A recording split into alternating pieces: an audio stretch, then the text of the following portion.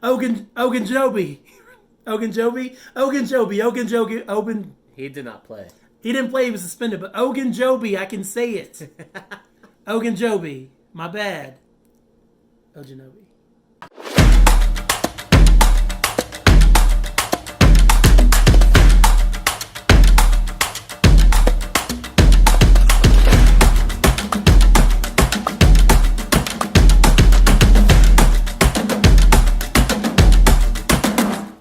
What's up, everybody? That's Kelen Conley. That's Anthony Sellers. And this is Browns in Our Blood. I thought you were going to do it. I really did.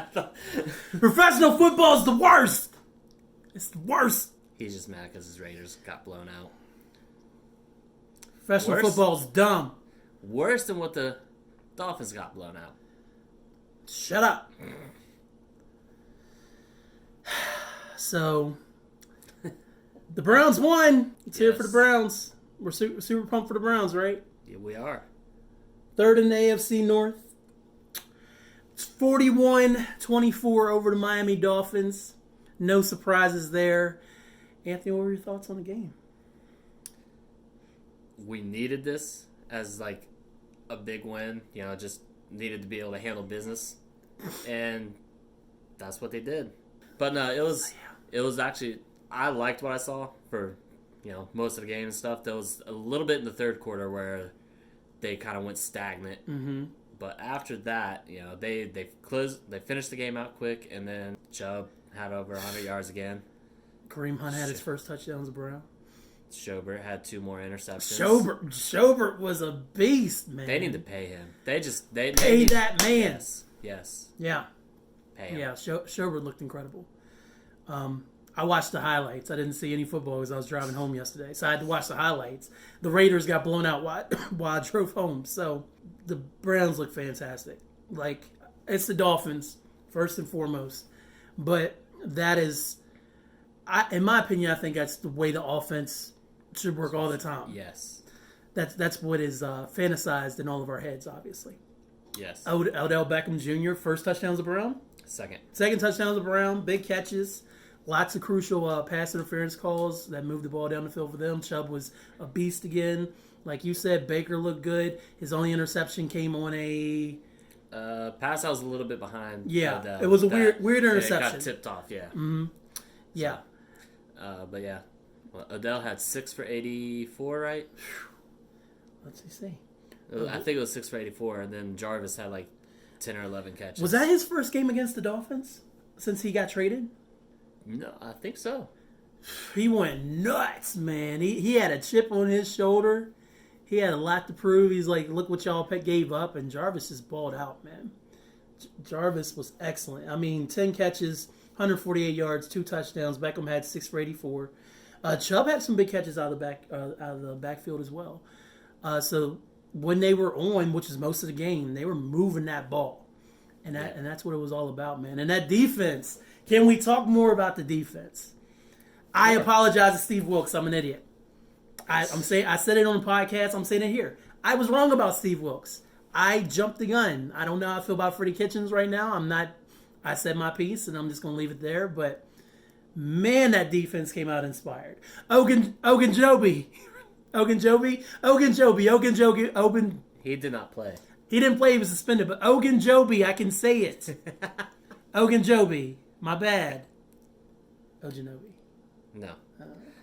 But yeah, no, the defense. Inspired football. Yeah, the defense looked good. Like, you could tell that they stayed focused throughout the week, given the big distraction that was going on. Was there a big distraction? No, I don't think there was. I don't think so either. But finally got fined though. Damn. Only $50,000.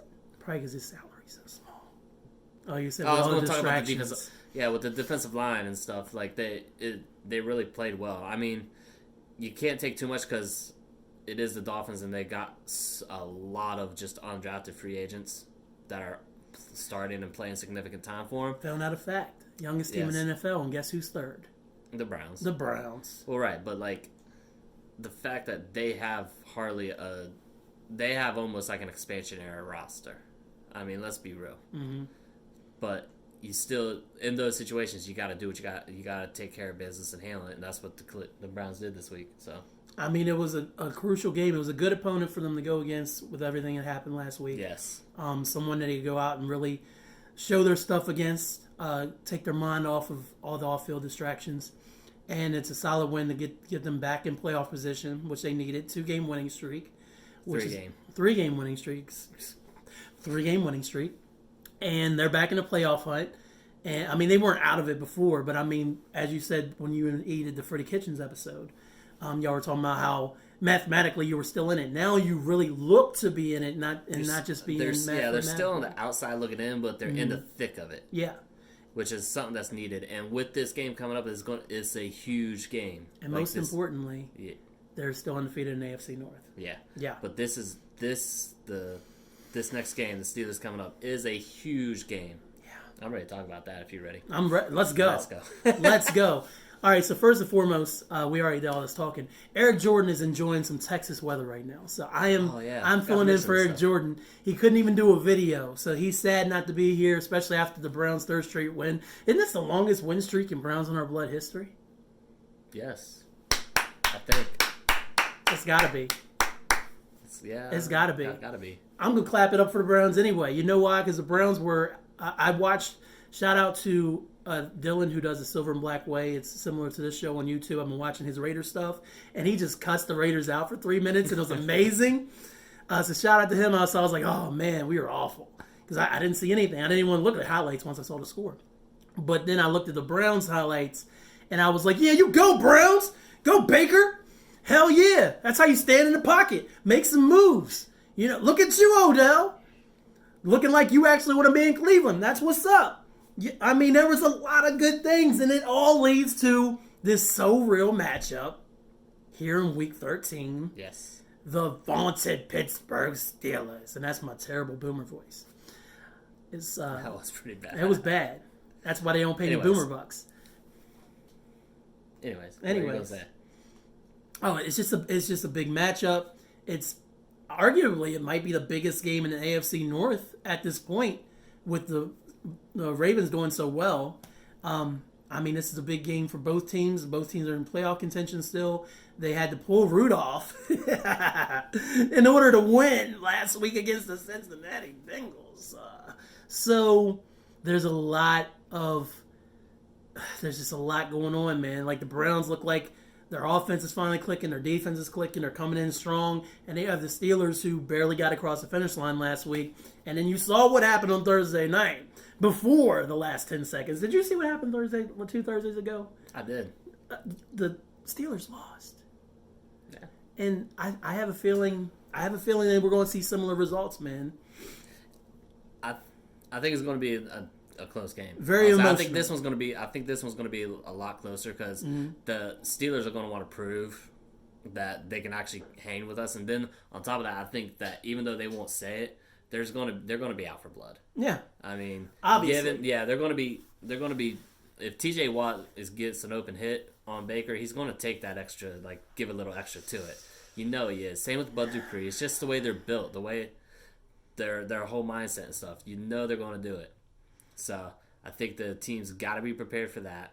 They got to be ready to find a way to contain TJ Watt again, like they did the last game. They did pretty well. They did an excellent job. Yeah, I mean, overall, you can't. Yeah, I mean, you can't completely stop them. No, but you can kind of keep them in check. In check, yeah. Yeah. Mm-hmm. So hopefully they can somehow do that. I saw a comment from a guy somewhere, I forget where, about running outside zones and stuff, like running more outside instead of just in between the hashes, thinking that we can't do that against Pittsburgh. But I was confused because the way he brought it up is after a Miami game where Chubb had over 100 yards rushing. Again.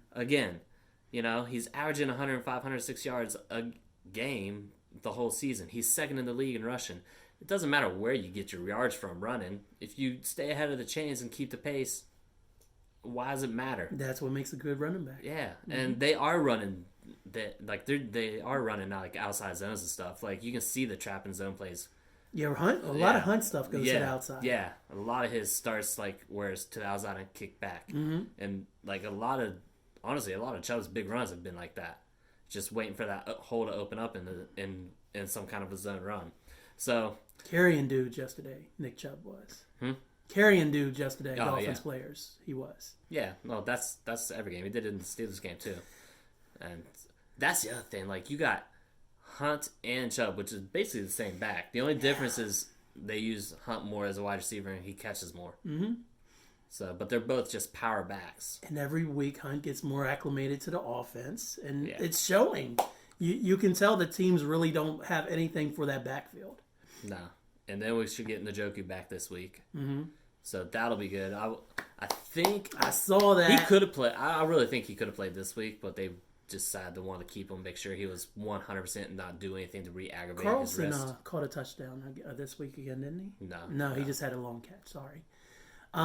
If Eric would say, "I want Njoku on the field. I want to get that talent out there," and I was like, I completely get it, man. But big picture, maybe if anything seems off and it's like snap count, like he ain't gonna do y'all no good. Only doing let's say 30 plays. That's not what you need him for. Especially if he only gets like 2 targets. Y'all need him to go out there and be healthy. Exactly. So I think they saved him for even though they brought him back off IR, they still saved him for this game. Yeah. So I don't know. I'm expecting a close game, and I expect it to be a lot closer than what it felt like. 1 p.m. game, man. So the main slate is going to be going down in Pittsburgh. They might not have James Conner this week either, from what I read. It sounded like his injury, whatever, that got re-aggravated at the beginning of our game or whatever. Yeah. A couple weeks ago, he's taking the time with that, so he might not. Yeah.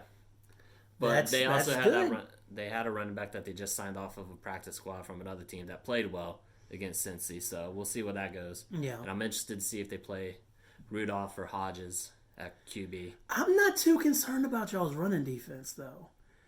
I know that y'all have your moments, but I really feel like that unit is playing really well. And honestly, the whole Myles Garrett incident might have brought that whole defensive unit closer. And it's gonna help. Ogunjobi. And you get Ogunjobi. And you get Ogunjobi back. Oh, wow. And you get Ogunjobi back, which is huge because you know 1 game suspension. Yeah, because having him and then with Lawrence and Sheldon Richardson, that'll help out. And actually, the 2 that they signed, the 2 defensive ends they brought up from the practice squad, played well against Miami. Mm-hmm. One of them had a sack. Get them reps, man. Yeah, one had a sack. Another one had a tackle for loss, but not a sack. Okay. So. Yeah, excellent work by the Browns this week. And the Steelers game, I'm looking forward to it. It means it'll be on TV. And you'll be home watching it with your family. Yes. So that's what's up. I'll have it on at some point because it'll be a 1 o'clock game and it's local for us. So, I ain't cheering for Pittsburgh Steelers. So you ain't got to worry about that. So I'm just looking for more good things from the Browns and hoping that the Raiders don't embarrass themselves further in Kansas City next week. So we have a FanDuel league. I'd bring it up on my phone, but we're recording on it. I got it. That's because you are high technology, my friend. So this week we only got to name the top 3. We don't got to list everybody, as someone would say. He's gonna come back and be like, "Fuck y'all, I ain't doing this show no more." Johnny Harmonic won again. Second week in a row. I was right behind him at one point. I had a whole player left, and I was only like a few points behind. Johnny Harmonic comes and wins, and then MI came and took my second place. I had my best finish in weeks because I actually looked up some things before I actually picked my lineup. And yeah, Johnny Harmonic took it. Then I was in 4th. Yeah. And Eric was somewhere near the bottom. You know what I did? As was Gary. What I did something that I knew nobody was going to do, and I put both Hunt and Chubb in my lineup. But I got so fixated on that and that thought process that I didn't really take a chance to look at the rest, and I just kind of picked people. I was like, "Oh, that'll work," and right. I didn't do my research this week for the rest of it. So, and I was only a few points behind you. Yeah, I mean, yeah, you were what, literally roughly 4 points behind me. I mean, yeah, so 5 points. Cleveland did great for me. I had Baker, I had Chubb, I had Landry, and I had Beckham. My mistake is I went with Cleveland's defense instead of going with like Landry or Beckham. I went with the Broncos defense. I was like, man, I should, but at the same time, I was like, I got both the running backs. There's no way I can. Yeah, so I got 4 points from the Broncos defense. So Our updated standings, the moment that Anthony has been waiting on. Not top 5 scores, total scores. Still in your lead is Anthony Sellers. Yay. Followed closely by Monster. Okay, not that closely. No. Second place is Monster-Lung. I'm in third. I got it back from Gary. Take that, Gary. Ha ha. Hopefully I'll see you next week and I'll be like, ha ha, Gary. So that's where the standings are. You are comfortably ahead by about 90 points. As long as I don't do anything stupid or miss a league, I'll be fine. Yeah. So if you want to play FanDuel, the link's right down here in the description. You can join us. It's only $2. We have 6 slots. Normally we fill those slots, but if more interest comes in and like y'all are jumping in the YouTube comments or jumping on Twitter and commenting at us, because all those links are there too, and you're like, yo, I can't get in the FanDuel league. I'm like, yo, Anthony, why don't you open up another slot or two? I'll open it up. Exactly. We did have up to 9 earlier in the year. We were doing pretty good, but then a couple of people dropped out. But we play for $2. Top 2 take money, and you can win Eric Jordan's Browns on Our Blood Intercontinental Championship belt, which actually he's going to win it. But you can play for it, and then next season, if you start early enough, you could have a chance too. Just like that. Yeah. All right, man. So Browns on Our Blood is also brought to you, of course, by MONSTALUNG Sound Vision. Almost did my plug. That's a YouTube channel you're watching this on right now. Make sure you like, subscribe, and share all the videos. Tell a friend to tell a friend. Comment. We love the comments. Yes, it's a lot of fun. Every one of y'all correcting me on Ogunjobi. That's probably the best. I'm not saying it anymore today. I'm sorry. It happens. I was in a heated moment. I was mad. I was mad that Rudolph wasn't getting his comeuppance, and he finally did a little bit. But if you hit that bell, you'll never miss a notification from MONSTALUNG Sound Vision, any of the great content Eric uploads, and especially Browns in Our Blood. So make sure you're doing all that. And if you like your podcast in podcast format, if you like this show in podcast format, and don't like looking at our mugs, then go to -podcastgroup.com. All the shows are available in podcast format on your favorite podcast listening platform. -podcastgroup.com. All right, man. And that's it. See you next week. See you next week. Browns beat the Steelers. Raiders, get your head out of your behinds. Hope everybody has a Happy Thanksgiving. That's the word. I forgot a word. Yeah, I was just saying Thanksgiving. Hope y'all have a Thanksgiving. Not a happy Thanksgiving, guys. Thanks for watching Browns in Our Blood. Leave the comments. Eric will be active in there at least. So if you want to talk to him, he'll do his nice guy thing, and I'll come in and make some Steelers fans look upset at him like I did previously. Because they're like, oh, well, I'm like, did you see what Mason Rudolph did? So there's that. So that's Anthony Sellers. And that's Kelen Conley. And this is Browns in Our Blood.